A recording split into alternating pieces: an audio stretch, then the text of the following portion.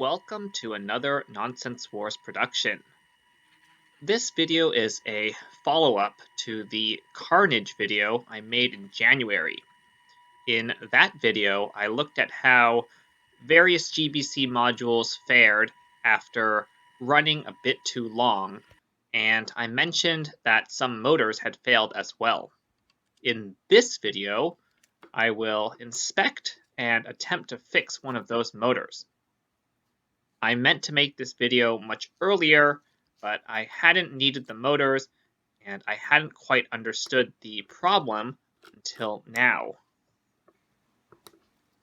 In total, we had 3 bad motors that exhibited varying degrees of the same symptoms. They weren't outright dead, but would run erratically and often not for very long. This particular motor appeared to run well at full speed, but it would get stuck if you stalled it at low speed, and it would be unable to get itself going again, even at full power. To me, it seemed like something was occasionally getting stuck in the gears. So let's take a look inside. The M motor is held together by 2 tabs and a screw. The tabs are only designed to go one way, so I scraped away some of the material with a flat screwdriver in order to release them more easily.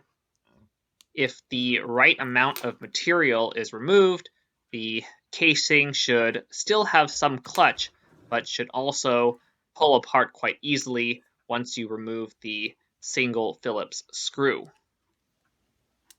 The M motor contains 2 planetary reduction stages nested inside one large ring gear.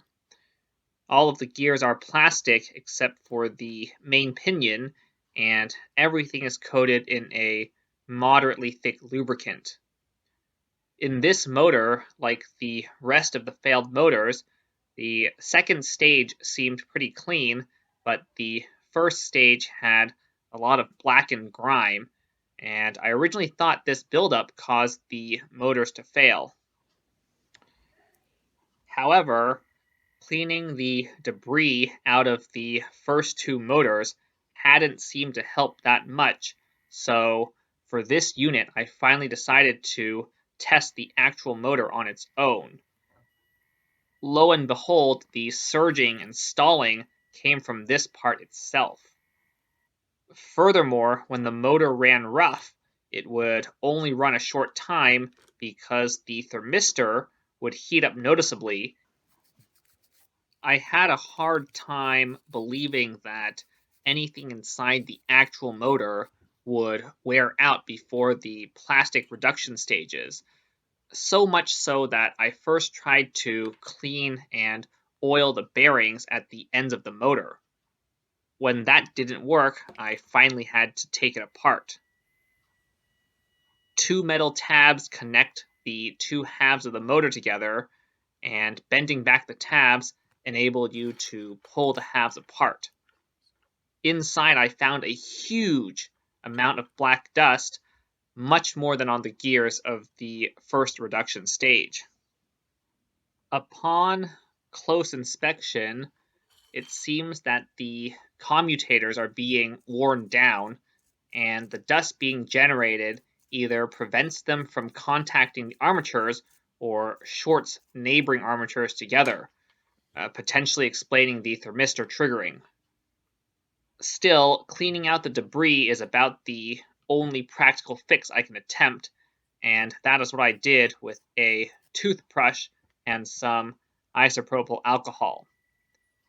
With enough scrubbing and scraping, this motor did seem to run normally again. You can see how it no longer stays stalled if I stop it at low speed. I also tried to clean up the plastic gears a little bit before putting them back together.